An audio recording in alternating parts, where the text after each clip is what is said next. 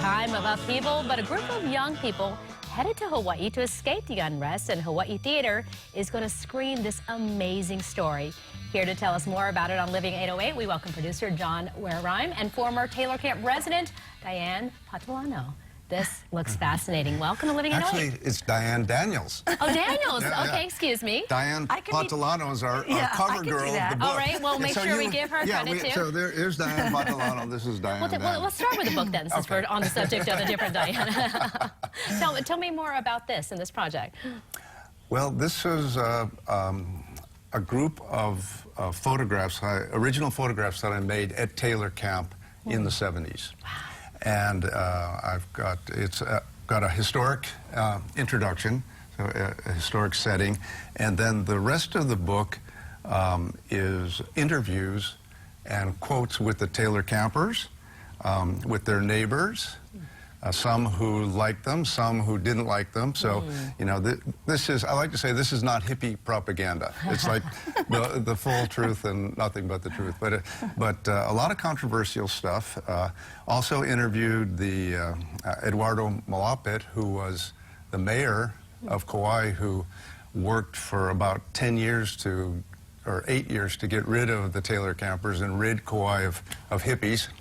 And we also interviewed We'll see how that's worked out. Yeah, we also interviewed his brother, who lived at Taylor Camp. Wow, that's incredible. And as the former, tell me about this and what are you holding there? Oh, I'm presenting this to John, actually. It's really special. This was a sign that a young girl who was a camper down the beach from Taylor Camp, one day she presented it to me. My house was right up on the beach, and I had it nailed in right there on my treehouse for the 3.5 years I was there. It's his now. It's Love Thy Neighbor. Oh, thank you, made Diane. from little shells. Yeah. It's a historic document. Yeah. So I photographed Diane's house, and this is in the photograph, right? No kidding. Front and center on just like that. On her lanai. People would come up and they would walk. They'd make their way around the beach from the end of the road, and they had no idea what they were going to stumble across. And then they'd walk around and they'd see these tree houses, and mine was the first one, and they'd literally stand right by this sign, and they'd look up and their mouth would just be wow. And then once I'd walk out and I'd say, I'd say hi, and they go, what is this? Well, what was it? What do you want people to know as they go? This is tree houses. This is Taylor Camp. Well, I'd like people to know it was an amazing experience to have an opportunity to live in a tree house and on a beach in Kauai, and you'd wake up in the morning and you'd put a little sarong on, or not, and you'd go down to the stream, which was right there. We always had a hollowed out little area for a bath. Hang your towel in the kamani tree, and then you would dip in the cold Limahuli stream water, and you'd get up, soap up, dip in again, wrap your towel, and weather like this, I remember heating up a teapot of water, boiling, and bringing it down, putting it on a rock, and then quickly going in the water, and then mixing a little cool water and quickly pouring it over me to be warm in this, Hawaii winter weather that we have.